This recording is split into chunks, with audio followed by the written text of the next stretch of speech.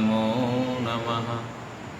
नमो महावदान्याय कृष्णप्रेमप्रदायते कृष्णाय कृष्णचैतन्यनाम्ने गौरत्विषे नमः। तप्तकाञ्चन गौराङ्गी राधे वृन्दावनेश्वरि वृषभानुसुते देवी प्रणमामि हरिप्रिये। हे कृष्ण करुणा सिन्धु दीनबन्धो जगत्पते गोपेश गोपिकान्त राधाकान्त नमोस्तुते। भुजे सव्यवेणुं शिरसि शिखिपिच्छं कटितटे दुकूलं नेत्रान्ते सहचरकटाक्षं विदधते। सदा श्रीमद्वृन्दावनवसति लीला परिचयो जगन्नाथ स्वामी नयनपथगामी भवतु मे। वन्दे नन्दव्रजस्त्रीणां पादरेणुम् अभीक्ष्णशः यासां हरिकथोद्गीतं पुनाति भुवनत्रयम्।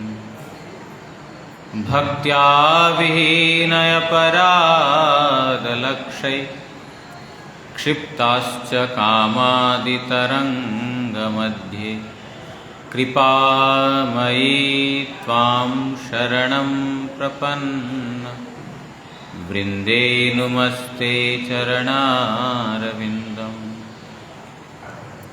भूमौ स्खलितपादानां भूमिरेव यवलम्बनं त्वय्यजातयपराधानां त्वमेव शरणं प्रभो।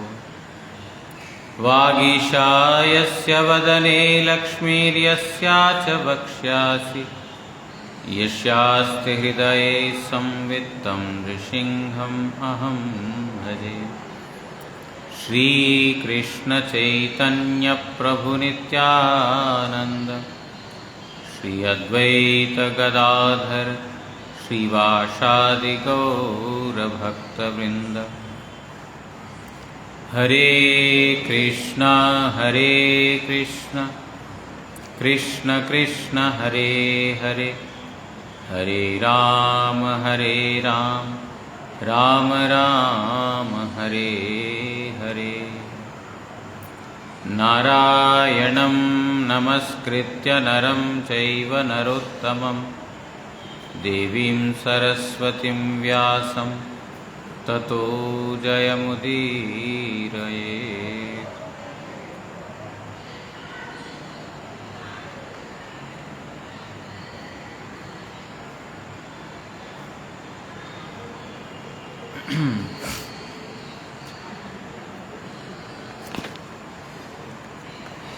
हम लोग श्रीमद् भागवत का 10वां स्कंद 14 अध्याय से ब्रह्मा जी का स्तव श्रवण कर रहे हैं। कल हमने श्रवण किया था अजानतां त्वत्पदवीं अनात्मनि आत्मात्मना भासि वितत्य मायां सृष्टा विवाहं जगतो विधान इवत्वमेषो अंत इव त्रिनेत्रः। यहाँ पर बोल रहे हैं कि प्रभु आप इस जगत में अपना स्वतंत्र भाव से सृष्टि के लिए रजोगुण को स्वीकार करके ब्रह्मा के रूप में, पालन करने के लिए सत्वगुण को स्वीकार करके विष्णु के रूप में, एवं संहार करने के लिए तमोगुण को अंगीकार करके रुद्र अथवा शिव के रूप में आप ही इस जगत में प्रादुर्भूत होते हैं। अर्थात यहाँ पर जो विष्णु मूर्ति है वो आपका ही है। यहाँ पर ब्रह्मा जी बार बार इसी बात को दोहरा रहे हैं कि आप नारायण के अथवा विष्णु के आदि हो। क्योंकि पहले बता दिया कि अपराध, माता के चरणों में जो अपराध होता है, माता के गर्भ में रहते समय शिशु का जो अपराध होता है, माता क्षमा कर देती है, वो क्षमणीय है। इसी प्रकार मेरे प्रति, मेरा आपके प्रति जो अपराध हुआ वो भी क्षमणीय है। इस प्रकार बोल रहे हैं। अर्थात यहाँ पर फिर वही बोल रहे हैं कि प्रभु आपका विष्णु का अवतार जो है वो गुणावतार ही है। पहले हमने भगवान का 3 पुरुषावतार के बारे में श्रवण किया था और अभी यहाँ पर गुणावतार के बारे में बता रहे हैं। भगवान विभिन्न प्रकार के लीला करते हैं, विभिन्न प्रकार के अवतार इस जगत में अवतरित होते हैं। उसमें से पुरुषावतार, गुणावतार, लीलावतार, शक्त्यावेश अवतार, मनवंतर अवतार, युगावतार, इस प्रकार बहुत जो है भगवान के अवतार हैं, अनगिनत, जो कोई गणना नहीं कर सकते हैं। संख्या के बाहर है भगवान के प्राकट्य इस जगत में। लेकिन प्रत्येक जो भगवान का अंश है, सभी अंश का अथवा सभी भगवान के अवतारों का समान धर्म होता है। समान धर्म मतलब सभी में एक ही प्रकार की शक्ति है, सच्चिदानंदमय शक्ति। ब्रह्मा जी अन्य जगह ब्रह्म संहिता में बताते हैं, दीपार्चिरेव हि दशांतरम अभ्युपेत्य दीपायते विवृत हेतु समान धर्म यस्तादृक् एव च विष्णुतया कला विभाति गोविंदमादि पुरुषम तमहम भजामि। ब्रह्मा जी बोलते हैं, एक दीप है, दिया है, उस दीप से बहुत सारे दीप को जब जलाते हैं, एक दीप है और बहुत सारे दीपों को हमने जलाया, तो इसमें से कौन सा प्रथम दीप है, कोई बोल पाएगा? सभी एक दीप से बाकी सब दीपों को हमने जला दिया और एक साथ रख दिया, इसमें से कौन सा पहला दीप है, बोल पाएगा? कोई भी नहीं बोल पाएगा। क्योंकि समान धर्म, सबका धर्म समान है। जो विष्णु तत्व है, नारायण तत्व है, कृष्ण तत्व है, तत्वतः ये सब एक ही है। दीपायते विवृत हेतु समान धर्म यस्तादृक् एव हि च विष्णुतया विभाति। प्रभु उसी प्रकार के बहुत सारे दीप अथवा आपके बहुत सारे अवतारों के अंतर्गत एक विष्णु भी है। विष्णुतया विभाति, विष्णु के रूप में भी आप प्रज्वलित हो। कहने का मतलब ये है, कृष्ण सभी अवतारों का बीज है। जितने भी क्या बोलते हैं, मनवंतरावतार हो गया, युगावतार हो गया, लीलावतार हो गया, शक्त्यावेश अवतार, पुरुषावतार, गुणावतार, ये सारे अवतारों का मूल है श्री कृष्ण। अवतारावली बीज हतारि सुगतिदायक।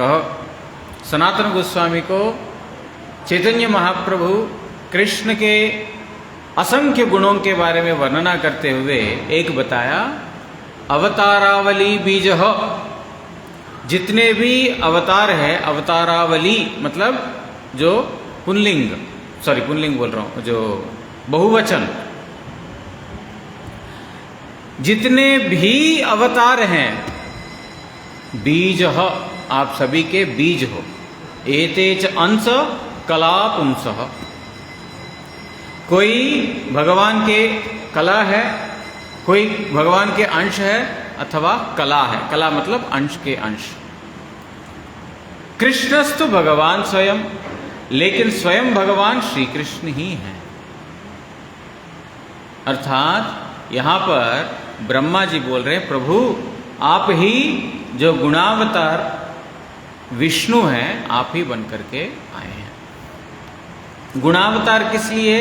विश्वनाथ चक्रवर्ती ठाकुर महाशय अपनी टीका में लिखते हैं कि जो ज्ञानी लोग भगवान का कोई रूप नहीं है, ज्ञान का जो परब्रह्म ब्रह्म ही सर्वश्रेष्ठ ऐसा मानते हैं, उन लोगों के लिए भगवान आपका एक रूप है संदर्शन कराने के लिए।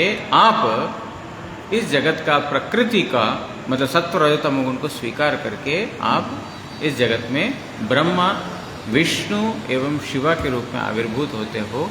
लेकिन यद्यपि आप विष्णु सत्वगुण को स्वीकार करते हो, फिर भी आप गुण के अतीत हो, गुण के अधीन नहीं, गुण के अतीत हो, मतलब आप त्रिगुणों का अधीश्वर हो। सुरेश्वरीश्वरीश तथैव नृष्वपि तिर्यक्षु यादस्व अपि ते अजनस्य जन्मासतां दुर्मद निग्रहाय प्रभो विधातः सद अनुग्रहाय च। हे ईशो, हे प्रभो, हे विधातः, आपनी वस्तुतः जन्म रहित। बोल रहे हैं हे ईश। ईश मतलब सभी का, जिनमें ईशिता शक्ति है उनको ईश बोलते हैं। ईशिता शक्ति मतलब जो कोई भी ईश्वर शक्ति, मतलब किसी के ऊपर अपना आधिपत्य अथवा अधिकार दिखाने का जो है एक शक्ति। इस जगत में भी हम सब छोटे मोटे ईश्वर हैं, सभी ईश्वर हैं।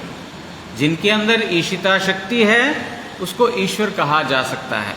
हमसे जो ज़्यादा शक्तिमान है वो ईश्वर है।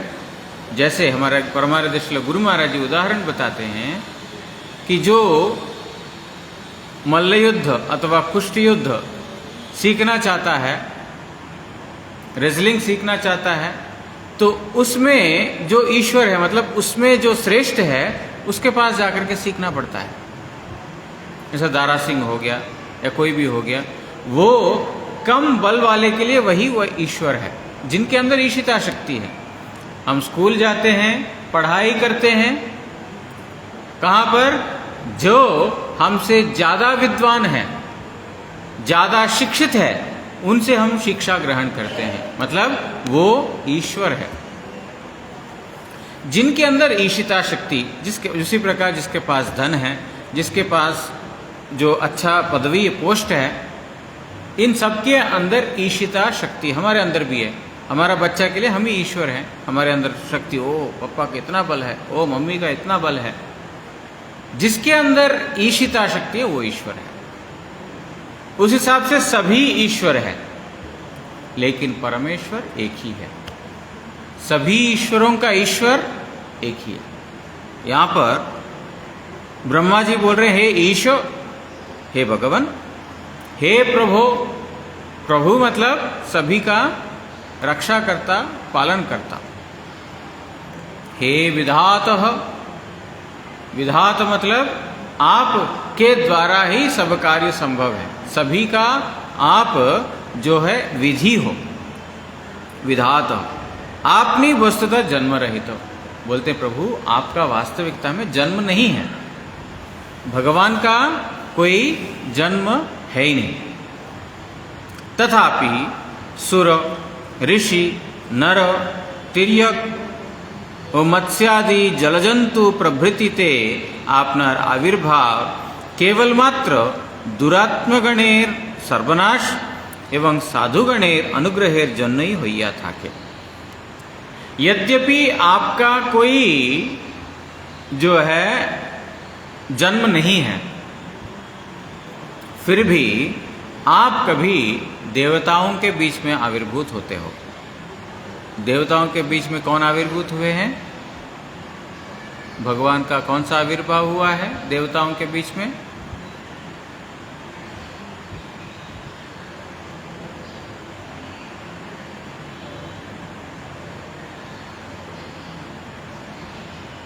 देवताओं के बीच में वामन देव, उपेंद्र, इंद्र का छोटा भाई। दिति ने तपस्या किया तो फिर जो है दानव लोग अपना पुत्र, मतलब जो दिति के पुत्र, देवताओं का सारा ऐश्वर्य, राज्य इत्यादि ले लिया। तब दिति ने भगवान से प्रार्थना किया कि आप रक्षा करो, तो वो उपेंद्र अथवा वामन के रूप में आविर्भूत हुए। तो प्रभु आप कभी देवताओं के बीच में आविर्भूत होते हो, लेकिन आप देवता नहीं होते हो, आधिकारिक देवता नहीं है जिसके अंदर कोई कुछ अधिकार है। आप आधिकारिक देवता नहीं हो, आप देवताओं के अंदर आविर्भूत होने मात्र से आप देवता नहीं बन जाते हो, आप परमेश्वर ही रहोगे। जैसे शायद कल हमने उदाहरण सुना था, या पता नहीं इंग्लिश में बोला था, याद नहीं रहता कहाँ पर क्या चलता है। जो एक क्या बोलते हैं, जेल खाने में जो बंदी है व्यक्ति, उसको देखने के लिए कोई मिनिस्टर जाता है, तो फिर वो मिनिस्टर को बंदी नहीं कहा जा सकता है।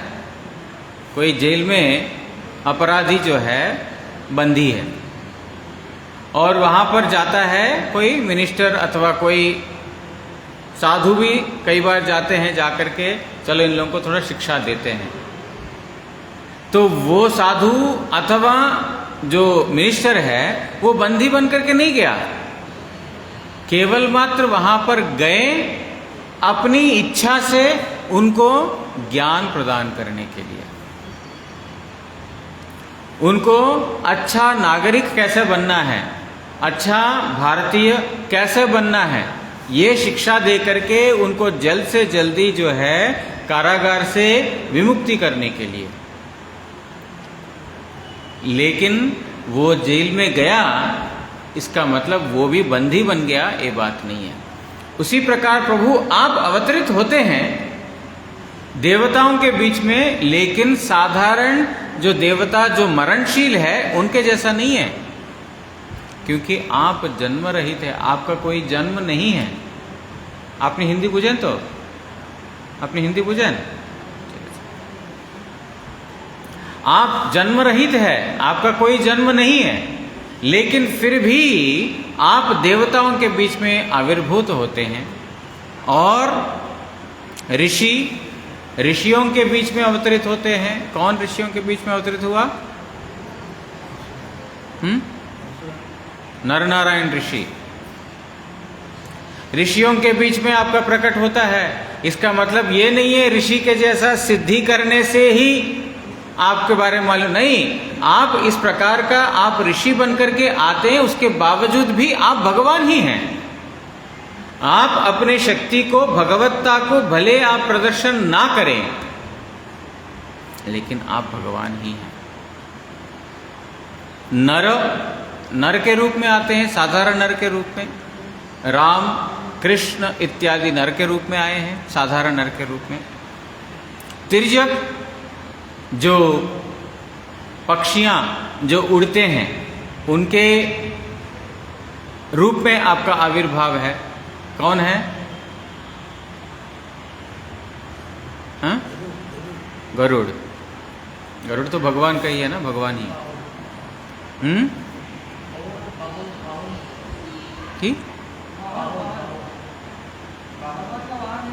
हाँ, वाहन, भगवान वाहन, भगवान अभिन्न, गरुड़ तो भगवान ही, तो गरुड़। तिर्यक पक्षी के रूप में, मत्स्य आदि जलजंतु, और जलजंतुओं के बीच में आपका जो है आविर्भाव होता है, यद्यपि आपका कोई जन्म नहीं है। जिनका जन्म नहीं है अजो जन्म ग्रहण करते हैं। किस लिए? दुरात्मगणेर सर्वनाश, आपका प्रकट होता है, आपका आविर्भाव होता है जो दुरात्मागण है, मतलब जो दुर्जन व्यक्ति है, उनका नाश करने के लिए। परित्राणाय साधूनाम विनाशाय च दुष्कृताम, जो दुष्कृति है जो पापाचरण करते हैं, जो साधु निंदा करते हैं, जो साधुओं के प्रति गलत व्यवहार करते हैं, उनको बोलते दुर्जन। जरूरी नहीं है कोई पाप कार्य करते हैं वही है। जो साधु के प्रति जो अत्याचार करता है उसका सबसे पहले सर्वनाश करेंगे, क्योंकि पाप ठीक है, लेकिन भक्तों के प्रति जब अत्याचार बढ़ जाता है भगवान और वहां पर सहन नहीं कर सकते हैं। इसीलिए परित्राणाय साधूनाम विनाशाय च दुष्कृताम, जो दुष्कृति साधुओं को जो तकलीफ देता है उनको विनाश करने के लिए और साधुओं का परित्राण करने के लिए यहां पर बोल रहे हैं दुरात्मगणेर सर्वनाश एवं साधुगणेर अनुग्रह। साधुओं को कृपा करने के लिए और असाधुओं को संहार करने के लिए। यद्यपि आपका जन्म नहीं है फिर भी आप जन्म ग्रहण करते हैं केवल मात्र इसी के लिए। इसीलिए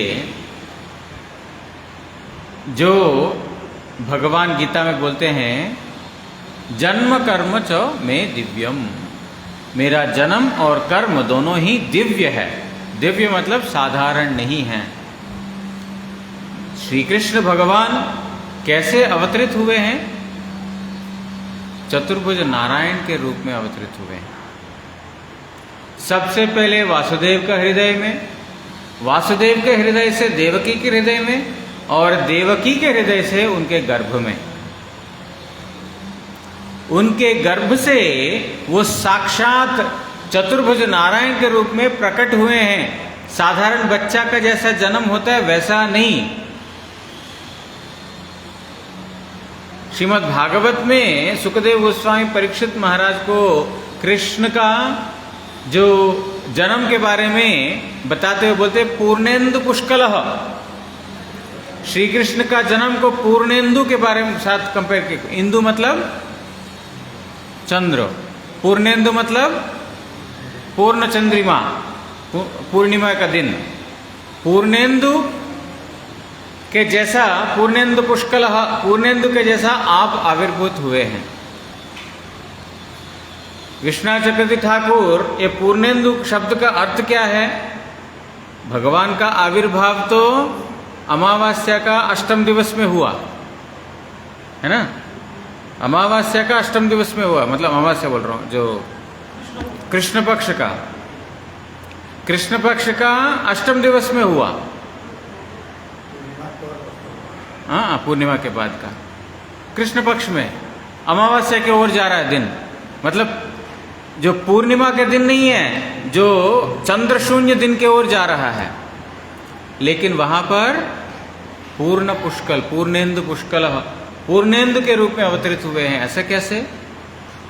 यहां पर श्री कृष्ण को जो पूर्ण चंद्रमा के साथ तुलना किया गया है, पूर्ण चंद्रिमा, क्योंकि भगवान आविर्भूत होकर के संपूर्ण जगत में केवल मात्र शीतलता प्रदान करते हैं। अभी तक जो साधुओं के प्रति अत्याचार हो रहा है और जो अधर्म बढ़ते जा रहा है, वो सब चीजों को खत्म करके शांति को लाने वाले, इसीलिए पूर्ण चंद्रिमा के साथ तुलना किया गया है। तो भगवान का आविर्भाव सभी जगत जीवों के ऊपर संपूर्ण कल्याण लाने के लिए ही है। यहाँ पर ब्रह्मा जी बोल रहे हैं प्रभु यद्यपि आपका कोई जन्म नहीं है फिर भी आप जन्म ग्रहण करते हैं। ये बहुत ही आश्चर्यजनक बात है। जिसका जन्म नहीं है वो जन्म ग्रहण करते हैं। हमारा जन्म हमको लेना पड़ता है। हम त्रिगुणों के अधीन हैं, हमारे हाथ में नहीं है। हमने जो पाप कर्म किया है या पुण्य कर्म किया है, इधर पाप हो या तो पुण्य हो, उसको भोगने के लिए आना पड़ेगा। अगर कोई बोले भाई पाप करने से संसार में आना पड़ेगा, मैं सारा पुण्य कार्य करूंगा, मैं दान आदि काम करूंगा, मैं दूसरों को मदद करूंगा, उसके लिए भी आना पड़ेगा। कर्म अच्छा हो या बुरा हो, उसको भोग करने के लिए इस जगत में आना पड़ेगा। पाप कर्म किया तो दुख भोगोगे, पुण्य कर्म किया तो फिर सुख भोगोगे। लेकिन दुख हो या सुख हो, उसको भोगने के लिए आना ही पड़ेगा। लेकिन जो व्यक्ति भगवान का कर्म करता है, मतलब भगवान के सेवा के लिए जो कर्म करता है, वो कभी बंधन का कारण नहीं हो सकता है। वो कर्म बंधन से बाहर है। लेकिन भगवान को ऐसा साधारण मनुष्य इत्यादि में जन्म ग्रहण करने का जरूरत क्या है?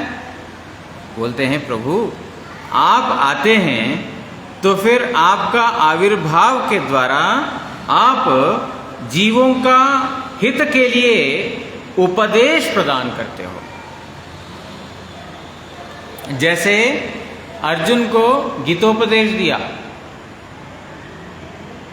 जब आप इस जगत में प्रकट होते हैं, इस जगत के जीवों को उपदेश देने के लिए, आप उनका मंगल के लिए आप उनको उपदेश देते हो।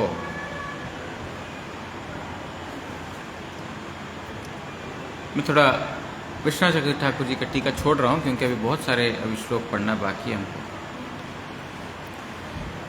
को वेत्ति भूमन भगवन् परात्मन योगेश्वरोतिर भवतस्त्रिलोक्याम क्वा वा कथम वा कति वा कदेति विस्तारयन् क्रीडसि योगमायाम। हे भूमन परमात्मन, हे योगेश्वर, आपनी योगमाया विस्तार करिया। कौन समये कथाय की भावे कत प्रकार क्रीड़ा करिया थाकेन।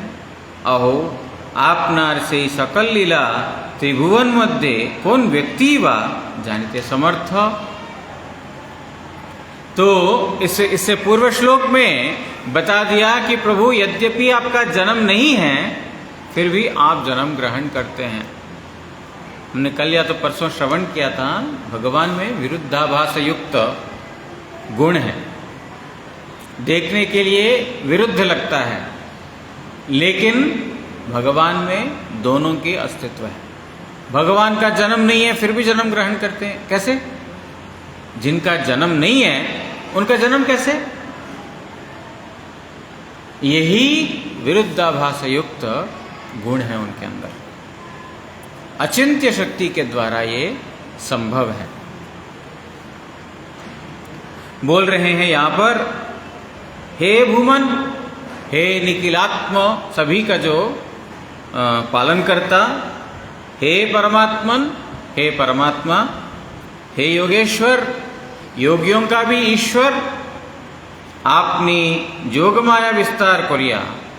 आप अपने ही योगमाया के द्वारा कब, कहाँ, किस प्रकार से, कैसे लीला करते हैं, ये इस जगत में, इस त्रिभुवन में कोई भी व्यक्ति उसको जानने में समर्थ नहीं है।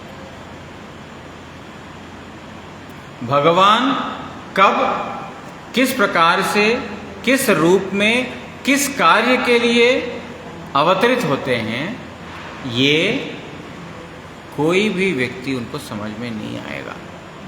ब्रह्मा जी ने हिरण्यकशिपु को वरदान दे दिया। क्या वरदान दे दिया? कि तुम न अस्त्र से मरोगे, न शस्त्र से मरोगे, न पाताल में, न ऊपर, ऊपर भी नहीं, नीचे भी नहीं, अंदर भी नहीं, बाहर भी नहीं, दिन में नहीं, रात में नहीं, अस्त्र के द्वारा नहीं, शस्त्र के द्वारा नहीं, जंतु के द्वारा नहीं, मनुष्य के द्वारा नहीं, यहां तक कि ब्रह्मा के द्वारा सृष्ट कोई भी प्राणी के द्वारा वध नहीं है। इस प्रकार हिरण्यकशिपु ने ब्रह्मा जी से वर ले लिया। सबसे पहले वो चाह रहे थे अमर हो जाए। ब्रह्मा जी बोले मैं खुद ही मरणशील हूं भाई, मेरे पास जो नहीं है मैं तुमको कैसे दे सकता। तो ठीक है, हिरण्यकशिपु ने बहुत बुद्धि लगा करके मांग लिया। दिन में नहीं, रात में नहीं, अंदर नहीं, बाहर नहीं, ऊपर नहीं, नीचे नहीं, घर के अंदर भी नहीं है, घर के बाहर भी नहीं है, अस्त्र से नहीं, शस्त्र से नहीं, ब्रह्मा के सृष्ट कोई भी प्राणी के द्वारा नहीं। बड़ा जटिल समस्या है। अब वो ऐसे हमको कोई बता दे कि इसको तुम सॉल्व करो, हमारे द्वारा होगा नहीं है। कैसे होगा उसका मृत्यु? संभव नहीं है। वो हिरण्यकशिपु ने सोचा हमारा मृत्यु तो अभी ब्रह्मा को हमने धोखा दे दिया, ब्रह्मा को हमने सीधा मांगा अमर कर दो, वो किया नहीं, हमने ब्रह्मा को धोखा दे दिया, वर दे दिया ब्रह्मा जी ने। अब भगवान वहां पर कैसे आए? हिरण्यकशिपु का बुद्धि का बाहर है, लेकिन प्रहलाद महाराज को विश्वास है भगवान कभी भी कैसे भी किसी अवतार में आ सकते हैं। भगवान के लिए कोई नियम नहीं, क्या बोलते हैं, बंधन नहीं है कि भगवान ऐसे ही करना पड़ेगा, ऐसे ही करना पड़ेगा। सत्यव्रत को छोटा सा मछली मिला तालाब में स्नान करते समय, वो ला करके अपना कमंडलू में डाला, कमंडलू से घर आते आते थोड़ा बड़ा हो गया, उनको घड़े में डाला, घड़े से ज़्यादा बड़ा हो, घड़े में भी जल्दी बड़ा हो गया तो उनको सामने एक छोटा सा तालाब टाइप का वहां पर डाला, वो तालाब में भी बड़ा हो गया, बोलते अब मेरे को और जगह दो, तो उन्होंने नदी में डाला, अब नदी भी छोटा पड़ गया, अब और जगह दो, समुद्र में डाला। वहां पर जब उन्होंने इस प्रकार देखा, तालाब में डाला, तालाब में बड़ा हो रहे हैं, तो सत्यव्रत को लगा अरे ये इतनी माया शक्ति केवल मात्र भगवान का ही हो सकता है, अन्यथा छोटा सा मछली जब पकड़ करके लेके आया था, अब बहुत ज़्यादा समय तो हुआ नहीं, अल्प समय में ही वो इतना बड़ा विशाल हो गया। तो सत्यव्रत ने प्रार्थना किया, प्रभु आप और मेरे से छुपा नहीं सकते हो अपना इस रूप को, आप निश्चित रूप से भगवान होंगे। तब उन्होंने अपना रूप दर्शन कराया और किस लिए उनका प्रकट हुआ वो भी बता दिया। तो भगवान किस लिए कोई लीला करते हैं हम अपने बुद्धि के द्वारा नहीं समझ पाएंगे। अरे भगवान को ना सीता को वन में छोड़ना नहीं चाहिए था, क्यों किया ऐसा?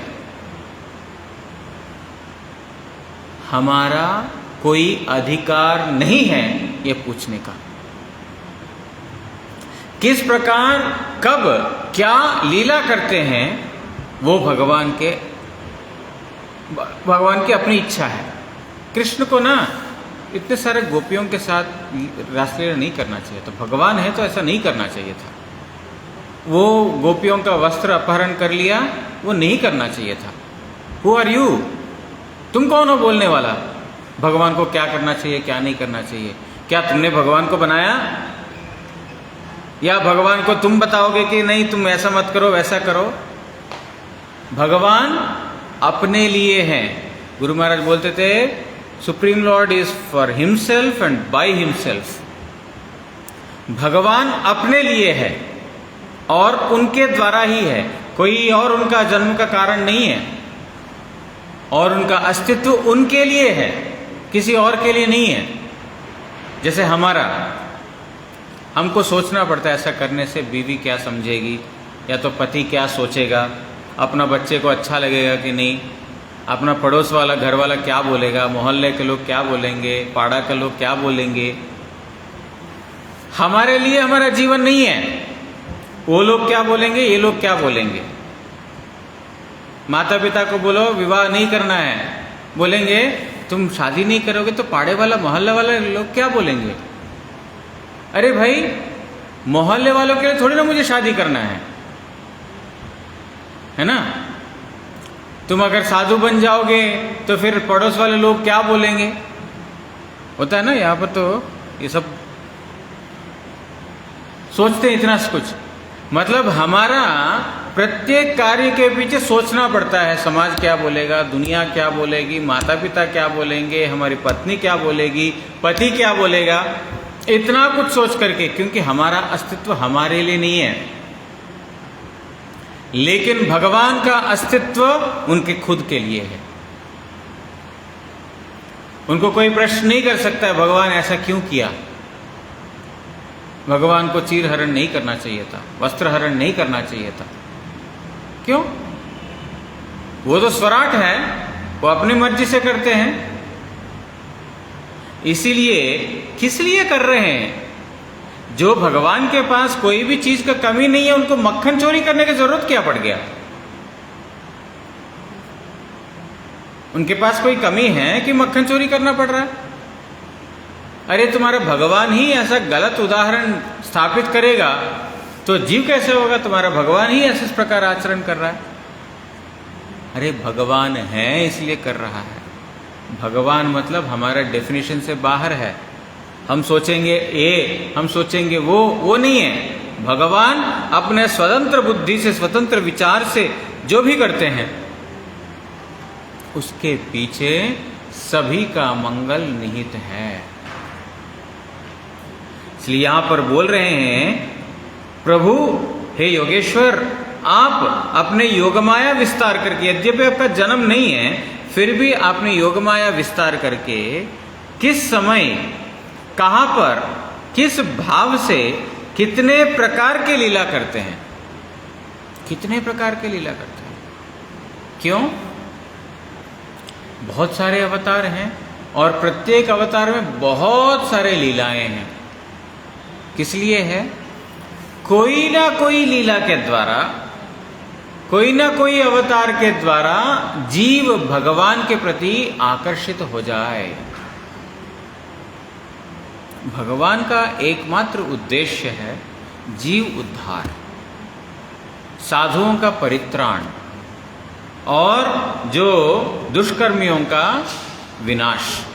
यही भगवान का ये है। धर्म संस्थापनार्थाय संभवामि युगे युगे। धर्म को स्थापित करने के लिए, धर्म को स्थापित करने के लिए अधर्म को निकालना पड़ेगा। अधर्म खत्म करेंगे, उसके बाद धर्म का स्थापन होगा। धर्म स्थापन करने के लिए मैं युग युगांतर में आविर्भूत होता हूं। जो भगवान बोल रहे हैं मेरा कोई जन्म नहीं है, वो भगवान जन्म ग्रहण करते हैं केवल मात्र। सिर्फ यही नहीं, बहुत सारे कारण हैं भगवान का जन्म लेने का। हम कोई 2, 4, 5 बोल सकते हैं। जीवों का मंगल के लिए, अधर्म को नाश करने के लिए, साधुओं को संरक्षण करने के लिए, भक्तों को आह्लादन करने के लिए, ऐसे 5-6 कुछ कारण बता देंगे।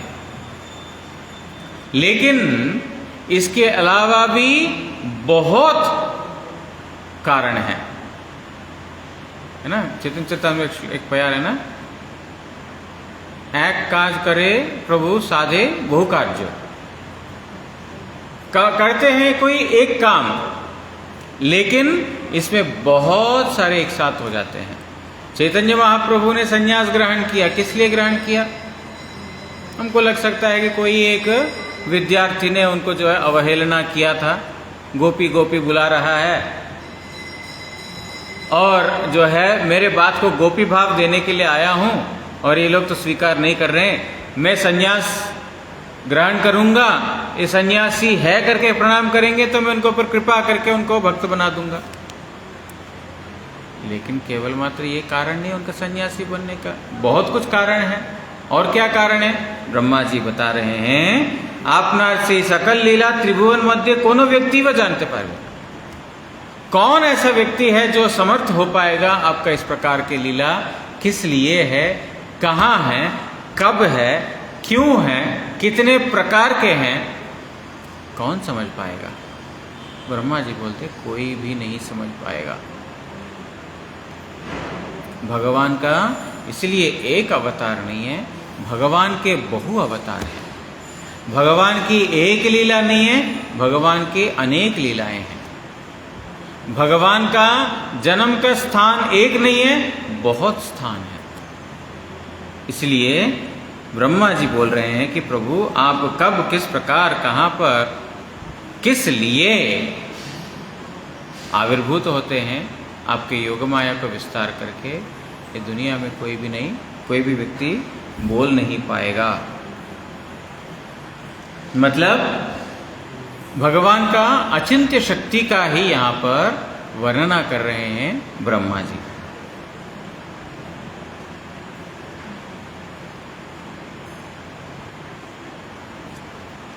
ये सब जो है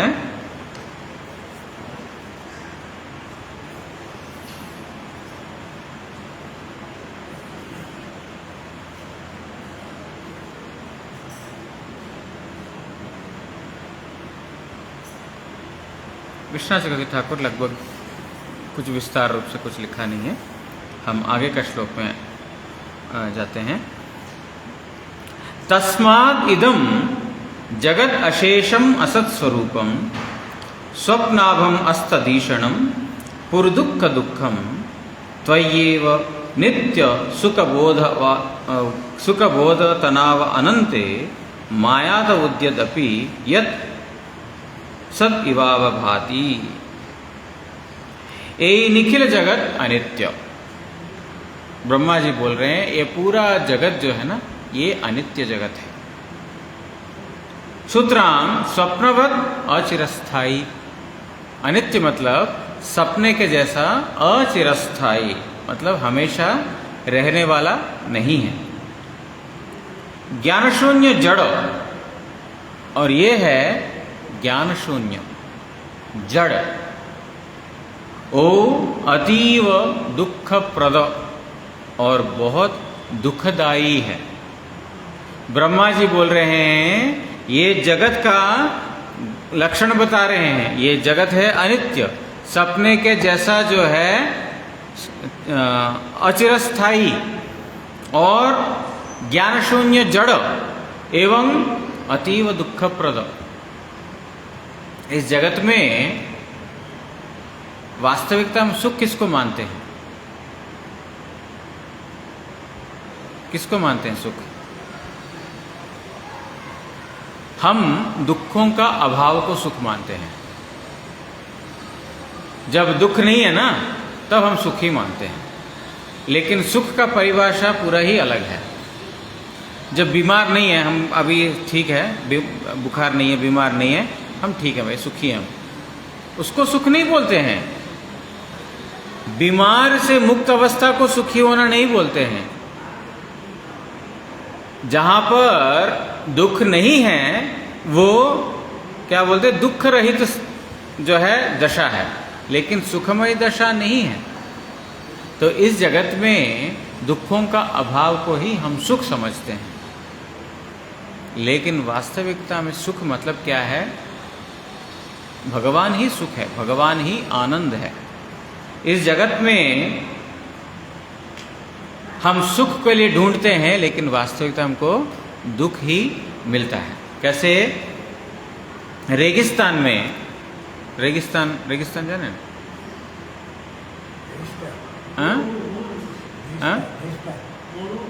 मरुभूमि, मरुभूमि, रेगिस्तान में पानी का अन्वेषण में जाएंगे तो पानी तो नहीं मिलेगा वहां पर। मरुभूमि में हम ढूंढेंगे पानी के लिए, मिलेगा? नहीं मिलेगा। लगता है उधर दूर में पानी है। वो सूर्य का किरण जब जो बाली के ऊपर गिरता है, जो रेत के ऊपर गिरता है, तो वो रेत में ऐसा हमको आभास होता है पानी है। अब कई बार रास्ते में भी जाते हो ना, बहुत तपती हुई धूप है, जा रहे हैं तो फिर सड़क पे लगता है दूर में पानी है। वो एक इल्यूजन है, वो एक जो है माया है, वास्तविकता में वो नहीं है, लेकिन लगता है। तो इसी प्रकार इस संसार में लगता है कि सुख है, और उस सुख का अन्वेषण में हम निरंतर प्रयास कर रहे हैं। लेकिन ब्रह्मा जी बोल रहे हैं प्रभु ये जगत का स्वभाव ही ये है दुखप्रद, दुख देने वाला है। गीता में अर्जुन को भगवान ने बता दिया दुखालयम अशाश्वतम। ये जगत कैसा है? दुखालय है, दुखों का आलय है। दुखों का आलय में क्या मिलेगा? दुख ही मिलेगा। देवालय में देव मिलेगा, औषधालय में औषध मिलेगा, ग्रंथालय में ग्रंथ मिलेगा। उसी प्रकार दुखालय में दुख ही मिलेगा। जिसने ये जगत बनाया वो बोल रहे हैं दुखालय है, लेकिन ना, मैं ढूंढ लूंगा इसमें सुख। ढूंढ ले, पुनः पुनश्चर्वित चर्वणानाम, जो हमारे पूर्वज लोग देख लिया इसमें सुख नहीं है, इसमें सुख नहीं है, इसमें सुख नहीं है, अरे उनको नहीं मिला तो क्या मैं सुख ढूंढूंगा। पुनः पुनश्चर्वित चर्वणानाम, जिसको चबाया हुआ उसको ही चबा कर, गन्ने को ना, गन्ना मतलब आँख, उसको मशीन में डाल करके उसमें से जूस निकाल दिया। कितने बार निकालता है देवता करके, एक और बार डालता है, फिर निकाल करके एक और बार, 4-5 बार ऐसा निकाल देता है। और लास्ट टाइम जब निकालता है उसमें से एक बूंद भी नहीं निकलता है, फिर भी वो उसका एक शंका रहता है शायद इसमें से एक तो बूंद निकल जाए। ऐसा पूरा निचोड़ निचोड़ करके वो रख दिया। अब हम बोले मैं इसमें से चूस करके गन्ना का जूस निकाल लूँगा, संभव है? उसमें से मिठास मिलेगा? नहीं मिलेगा, खत्म हो गया उसके अंदर जूस जो है, कंप्लीट खत्म हो गया। पुनः पुनश्चर्वित चर्वणानाम, ये हमारे पूर्वजों ने अनुभव करके देख लिया संसार दुखमय है, लेकिन फिर भी सुख का अन्वेषण किसी ने छोड़ा नहीं। रेगिस्तान में पानी नहीं है मालूम है, लेकिन फिर भी एक दूर में देख करके वो उधर पानी होगा, उस अन्वेषण में जाना बंद किया नहीं। अंत में क्या हुआ? मृग तृष्णा, मर जाएगा। पानी उधर है, भागते भागते भागते भागते अपना तृष्णा नहीं मिटने के कारण वो खत्म हो जाएगा। ब्रह्मा जी बोल रहे हैं क्या? ये सपने के जैसा अचिरस्थायी है। सपना है ना, कितना समय रहेगा? नींद टूटने तक, ज्यादा से ज्यादा नींद टूटने तक। जैसा नींद टूटता है सब सपना खत्म। ये जगत भी इसी प्रकार है। ये जगत है अनित्य, असत्य नहीं है। जो मायावादियों के हिसाब से जगत है असत्य, ब्रह्म सत्य, जगत मिथ्या। असत्य और अनित्य का फर्क समझना चाहिए हमको। असत्य मतलब जो है नहीं लेकिन हमको है लगता है, वो बोलते हैं असत्य। अनित्य मतलब जो चिरस्थायी नहीं है, वो मिथ्या नहीं है लेकिन वो चिरस्थायी भी नहीं है, उसको बोलते हैं अनित्य। ब्रह्म सत्य जगत मिथ्या मायावादी लोग बोलते हैं, लेकिन जगत मिथ्या नहीं है। मिथ्या मतलब वो है नहीं लेकिन हमको लगता है कि है ना, ऐसा नहीं है। जगत मिथ्या नहीं है लेकिन जगत है केवल मात्र अनित्य। और सपने के जैसा कुछ समय रहने वाला है। जो हम सपने में देखते हैं रात को, कोई भी, वो सुबह उठने के बाद, सुबह उठने तक मतलब नींद टूटने तक, नींद टूटने के बाद अरे वो तो सपना था ना, वो तो सपना था, उसका कोई ये नहीं है। हमारे परमानंद श्री गुरु महाराज जी एक उदाहरण बताते थे, अपना ही अनुभव की बात बोलते थे कि एक बार बहुत बड़ा अनुष्ठान हो रहा है मठ में, और वो सेक्रेटरी थे उन दिनों में, मठ के सेक्रेटरी थे। खोल के देखा अलमारी खाली है। अलमारी में इतना कैरेक्टर में अपने आप को घुस लेते हैं, घुस जाते हैं वो कैरेक्टर में, कि अगर वहां पर कोई जो वो होता है ना, विलन आता है ना, विलन आकर अच्छा दिन चल रहा होता है, हमारा भी अच्छा लगता है। क्यों? वो तो वास्तविकता नहीं है, वो तो एक पिक्चर चल रहा है। क्योंकि हम अपने आप को उस व्यक्ति के साथ हमने आपको एक मान लिया। सपनाभम, ये सपने के जैसा है। सिनेमा होने के बाद ओ अच्छा ये तो पूरा ये था। बहुत सारे लोग कोई कोई मूवी देख कर आके रो रो करके आते हैं, रोते रोते आते हैं, क्या हो गया, ऐसा होना नहीं चाहिए था, ऐसा हो गया वैसा हो गया। क्यों? अरे वो तो सिर्फ ड्रामा चल रहा है। इसी प्रकार स्वप्नाभम, रात को भी हम जो सपना देखते हैं ना, वो सपना भी इसी प्रकार है। सपना देख करके हमारा पसीना छूट जाता है ना, ऐसा ऐसा सपना देखते हैं हमारा पसीना आ जाता, सपने में भी नहीं हकीकत में भी आ जाता है। और आप लोगों ने देखा कि नहीं पता नहीं है, ऐसा सपना देखते हैं चिल्ला करके उठते हैं, चिल्ला करके उठते हैं क्योंकि डर गया। जो देख रहे हैं वो अपने साथ बीत रहा करके मानते हैं। तो गुरुजी बोलते हैं सपनाभम मतलब 2 प्रकार का सपना है, एक तो रात का सपना, एक दिन का सपना। हम दिन का भी सपना देख रहे हैं, ये मेरी बीवी है, ये मेरा पति है, ये मेरा बच्चा है, ये मेरा घर है, ये मेरा दुनिया है, ये भी एक सपना है। जब सपना टूटेगा, अरे मतलब जब थोड़ा आत्मवृत्ति में स्थित होंगे तब अरे ये तो सब सपना था। मैं क्या बोलते हैं, मुट्ठी पसारे आया जगत में, सॉरी मुट्ठी बांधे आया जगत में हाथ पसारे जाएगा। धन दौलत और माल खजाना संग नहीं कुछ जाना है, इस दुनिया से रिश्ता तेरा सब एक दिन छुट जाना है। कृष्ण नाम तू भजले मनवा भव सागर तर जाएगा, जो न तूने भजन किया तो फिर पाछे पछताएगा। मन को बोल रहे हैं, हे मन कृष्ण नाम कर ले। कृष्ण नाम करने से क्या होगा, भवसागर से तुम पार कर लेगा। जो न तूने भजन किया, अगर तुमने भजन नहीं किया फिर पाछे पछताएगा, बाद में तुम पछताओगे, अरे हाय हाय मैं सपना देख के ही दिन काट लिया। बुढ़ापा आएगा, बुढ़ापा आएगा तब लगेगा मैं यौवन दशा को पूरा वृथा गवा दिया। अब कोई भी बुजुर्ग देखो, ये प्रभु जी देखो, आपका अच्छा है, आप कम उम्र में मठ में आ गए हैं, आपका भाग्य अच्छा है, ऐसा बोलते हैं कि नहीं? लेकिन खुद अपना बच्चे हो तो नहीं बेटा पढ़ाई करो, बड़ा हो, संसार करो, संसार करके सब होने के बाद जो है सब कुछ होने के बाद मठ में जाओ। क्योंकि दूसरों के लिए बोलते हैं, लेकिन अपना जो है इसी मिथ्या जगत में रहते हैं। जो न तूने भजन किया तो फिर पाछे पछताएगा। अभी तुमने भजन नहीं किया, बाद में तुम पछताओगे। क्या लेकर तू आया जगत में, क्या लेकर के आया तुम,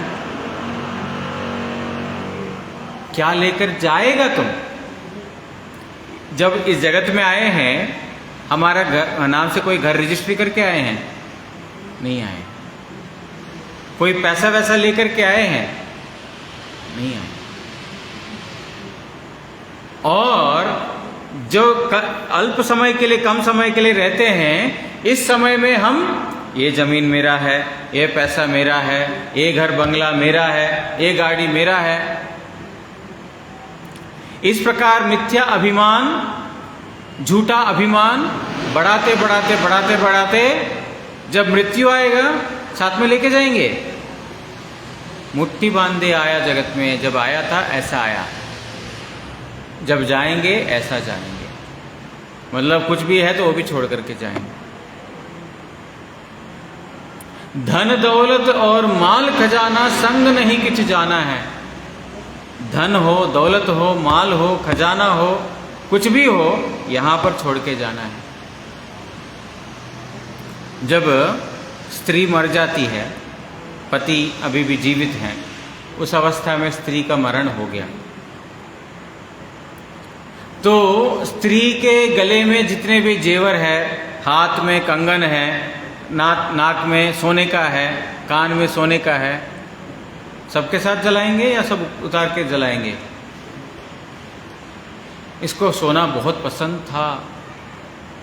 जब भी बोलती है सोना खरीद के दे दे, सोना खरीद के दे दे, इसको सोने के साथ ही जला देते हैं। तो सोचेंगे कोई? हाँ, जो बचा बुचा वो भी निकाल, अरे कंगन रह गया यार, दिखाई नहीं दिया, अंगूठा रह गया, अंगूठा खोलो। मतलब लेश मात्र भी साथ में नहीं जाने देंगे। खजाना तो छोड़ दो, दूर की बात है, लेकिन जरा सा भी हमारे साथ में जाने नहीं देंगे। तो क्या बोलते हैं, धन दौलत और माल खजाना संग नहीं कुछ जाना है, इस दुनिया से रिश्ता तेरा सब एक दिन छूट जाना है। रिश्ता बनाया, हमको लगता है कि पति है तो हमारा संरक्षण होगा, पत्नी है तो हमारा लालन पोषण होगा, बच्चा हो तो संसार चलेगा, हमारा बंधु होना चाहिए, हमारा सखा होना चाहिए, हमारे भाई होना चाहिए, हमारे रिश्तेदार होना चाहिए, हमारा परिवार बढ़ेगा, बिजनेस का टाइम, बिजनेस में जो है बिजनेस पार्टनर चाहिए, ये सब बढ़ेंगे।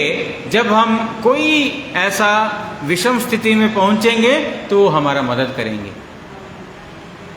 है ना। ऐसा इसलिए बंधु बांधव सब बढ़ाते हैं, इसलिए कि कोई ना कोई काम आ जाएगा हमारा। लेकिन जिसको संचय करना है भगवान का नाम, उसको नहीं कर करके जो एक दिन सब छूट जाना है, जो रिश्ता बंधु बांधव धन खजाना सब एक दिन छूट जाएगा, उसके लिए सारा जीवन प्रयास कर रहे हैं। 100 साल जिएंगे तो 100 साल उसके लिए प्रयास कर रहे हैं, परिणाम 0। सब यही छोड़ करके जाना है, साथ में एक भी नहीं जाएगा, अगर जाएगा तो कृष्ण नाम ही जाएगा।